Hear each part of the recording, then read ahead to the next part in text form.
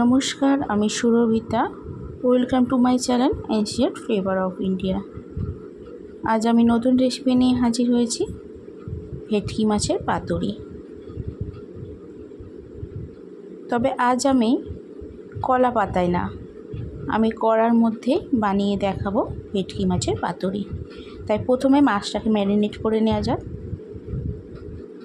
প্রথমে নুন, হলুদ আর একটু লেবুর রস মাখিয়ে মাছটাকে কিছুক্ষণের জন্য ম্যারিনেট করে রাখবো।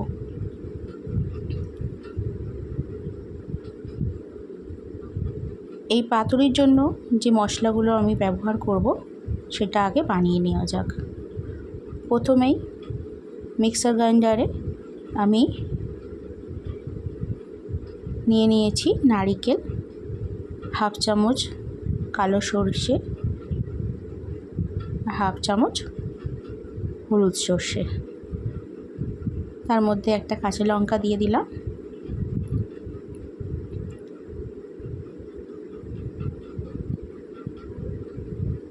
আর একটু দই দেব,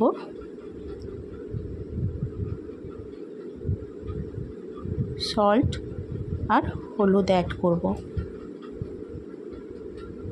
এটা অ্যাড করা হয়ে গেলে আমি মিক্সারে গ্রাইন্ড করে নেব।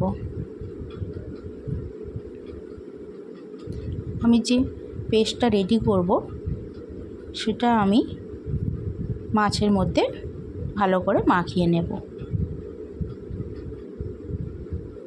মাখানো হয়ে গেলে আগে থেকে গরম করে রাখা সর্ষের তেল কড়াইয়ের মধ্যে আমি এই ম্যারিনেট মাছটাকে ঢেলে দেব।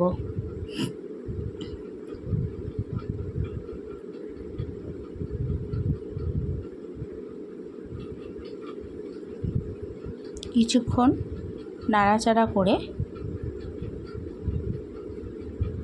আমি এটাকে ঢেকে বয়েল হতে দেব।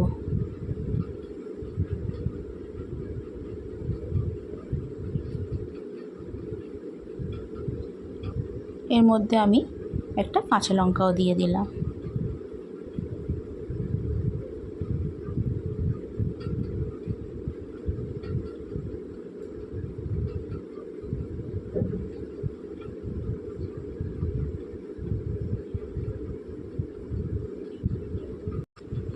এটাকে আমি আধ ঘন্টার মধ্যে ঢেকে রাখবো।